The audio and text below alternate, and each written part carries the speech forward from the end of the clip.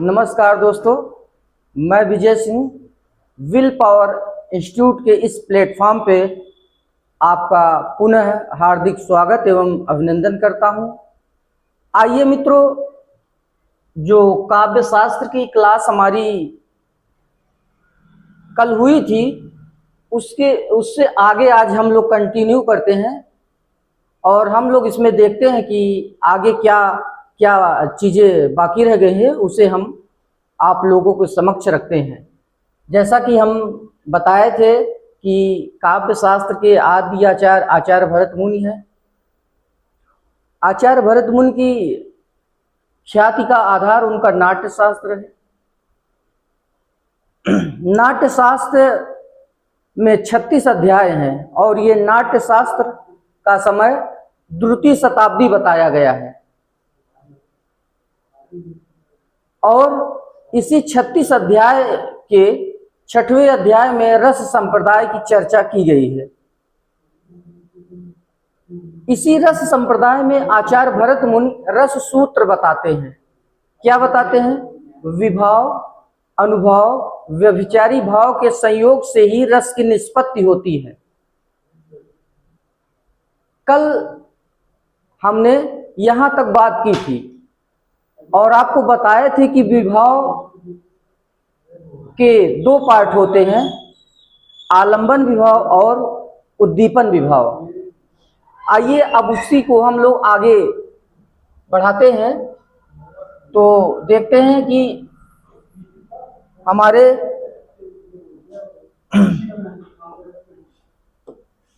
हमने जो अभी तक पढ़ा था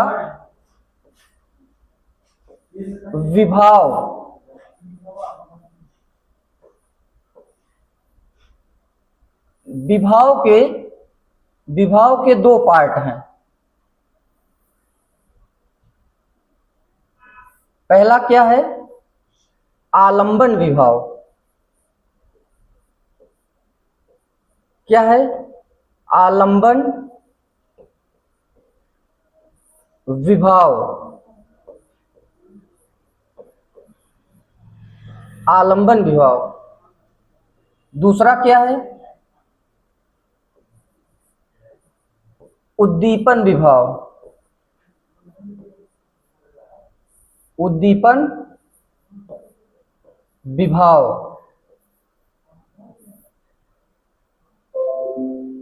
विभाव के 2 पार्ट हैं, आलंबन विभाव और उद्दीपन विभाव। देखिए साथियों, ये जो आलंबन विभाव है इसके भी 2 पार्ट बताए गए हैं। पहला है आश्रय।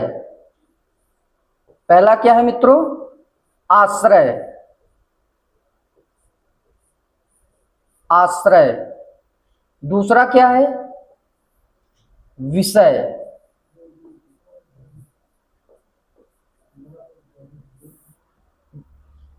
देखिए विभाव के 2 पार्ट बताए गए हैं, आलंबन विभाव, उद्दीपन विभाव। और आलंबन के 2 पार्ट बताए गए हैं, आश्रय और विषय। अब हम इसको ये जानेंगे कि आश्रय क्या होता है और विषय क्या होता है। जैसा कि मित्रों आप लोग जानते होंगे, अगर आप लोग क्लास 10th जो पास आउट करके आए होंगे, वो गोस्वामी तुलसीदास का एक पाठ है धनुष भंग, उसमें पंक्ति दी गई है। उस पंक्ति के माध्यम से हम लोग समझते हैं कि आश्रय क्या है और विषय क्या होता है। बहुत सारे लोगों को ये पता ही नहीं है कि आश्रय क्या है, विषय क्या है। उनको ये सारी समस्याएं बनी रहती हैं। मैं आपको बता दूं कि आज से ये जो आपका डाउट है ये 100% खत्म हो जाएगा। आपको ये बिल्कुल कतई नहीं लगेगा कि आश्रय कहाँ होता है, विषय कहाँ होता है।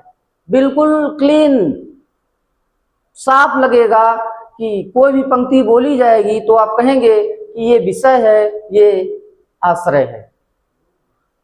गोस्वामी तुलसीदास जी की पंक्ति है, कंकन किंकिन नूपुर ध्वनि कहत लखन संग राम हृदय गुण। कंकन किंकिन नूपुर ध्वनि कहत लखन संग राम हृदय गुण।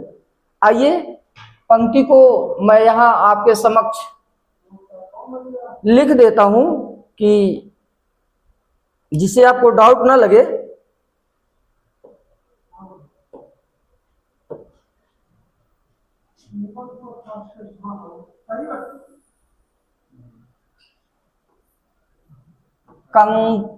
कंकन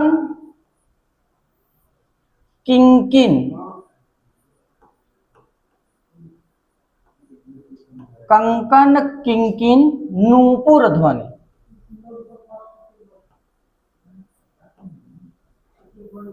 नूपुर ध्वनि, यहां जगह कम हो गई है मित्रों, मैं नीचे लिख दे रहा हूं। कहत हृदय, कहत हृदय संग कंकन किंकिन नूपुर ध्वनि कहत हृदय संग, कंकन किंकिन नूपुर ध्वनि कहत हृदय संग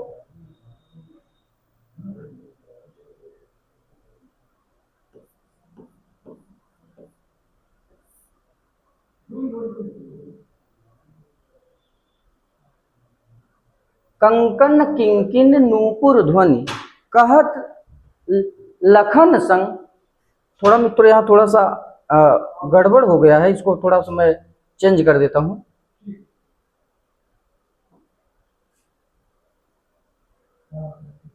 पंक्ति में थोड़ा त्रुटि हो गई है।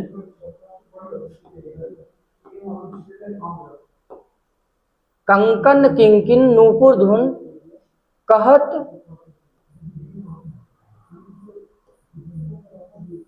लखन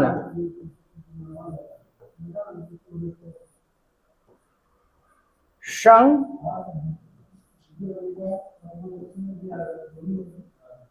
राम हृदय गुण। देखिए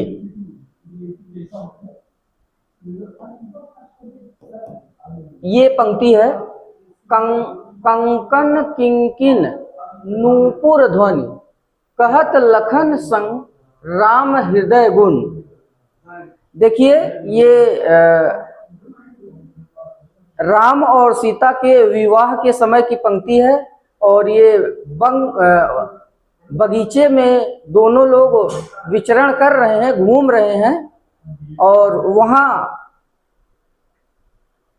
सीता जी के आभूषण कंगन जो होते हैं उनकी मधुर ध्वनि जो है वो राम के कानों तक जाती है। तो यहां हमें ये जानना है, जो चीज हमारे दिमाग में आती है वह होता है विषय, और जो उसके बारे में सोचता है वह होता है आश्रय। जैसे मान लेते हैं हम कि कोई क्लास या कक्षा, कोई 12 का छात्र है, कोई 12 का छात्र है और उसके सब्जेक्ट में 5 विषय हैं। ये देखिए, मैं ये मान लीजिए 5 मैं बुक बना दे रहा हूं। ये मैंने 5 बुक बना दिया। आप लोग इसे बुक समझ लीजिएगा, भले बुक ना लग रही हो लेकिन इसे आप लोग बुक समझिए। ये मान लीजिए बुक है और बुक का मतलब हमारा ये विषय है। बच्चों के लिए तो ये विषय ही होता है, ये विषय है। और विषय को जो अपने मन में धारण करता है यानी आश्रित करता है उसी को आश्रय बोलते हैं। और जो किताब है या सब्जेक्ट है वही यहाँ विषय का कार्य कर रहा है, और इस सब्जेक्ट को जो अपने मन में बसा लेता है वही क्या हो जाता है, आश्रय। यहाँ पंक्ति में देखिए, सीता जी की कंगन के मधुर आवाज राम जी के मन में जाके आश्रित हो रही है, और जो ध्वनि है, अब यहाँ एक तरह से देखा जाए सीता और उनका कंगन जो है वो क्या है, विषय है, और राम जी क्या है, आश्रय है। वैसे हमें अनुमान है कि आप लोग जो हमारे द्वारा जानकारी दी गई है आप लोगों को समझ में आ गया होगा। अगर नहीं आया है तो एक पंक्ति और मैं बताता हूं। अगर आप लोगों को स्क्रीनशॉट लेना है तो आप लोग ले सकते हैं।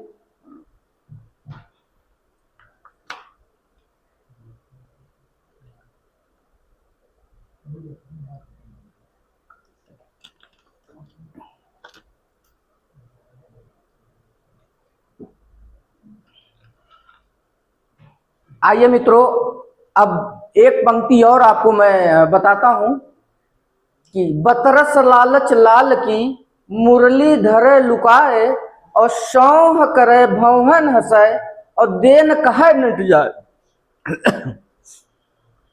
बतरस लालच लाल की मुरली धरे लुकाए, और सौह करे भौहन हंसाए, और देन कहे नट जाए। आप लोगों को पता होगा कि ये महाकवि सूरदास की पंक्ति है। यहां गोपियां गिरधर कृष्ण जी की मुरली को अपना सौत समझती हैं, अपना सौत समझती हैं, और उस मुरली को चुरा लेती हैं। उस मुरली को क्या करती हैं, चुरा लेती हैं। क्यों? क्योंकि गोपियां जो हैं वो कृष्ण के मन में निवास करना चाहती हैं, उनके साथ रहना चाहती। जैसे मुरली उनके होठों से लगी रहती है, गोपियां चाहती हैं कि मैं कृष्ण के साथ रहूं, लेकिन रह नहीं पाती हैं। तो इसीलिए गोपियां उनकी मुरली को चुरा लेती हैं। उनका टारगेट होता है कि मुरली को चुराना है। तो टारगेट जो है वही हो गया मित्रों, क्या हो गया, विषय। हमारा विषय गोपियों का विषय है कि इस मुरली को चुराना है। क्यों? क्योंकि ये तो मेरी सवत है। और जो चुरा रहा है वही हो गया आश्रय। बहुत बढ़िया से आप लोगों को हम बताने का प्रयास कर रहे हैं, आप लोग समझ भी गए होंगे। आप लोगों को कभी ऐसा नहीं लगेगा कि आश्रय विषय में आपको कोई दिक्कत होगी। अब देखिए, आइए आपको मैं थोड़ा सा इधर बता दूं कि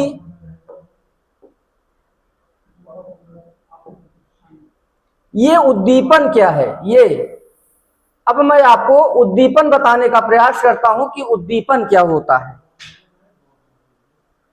उद्दीपन वह होता है जो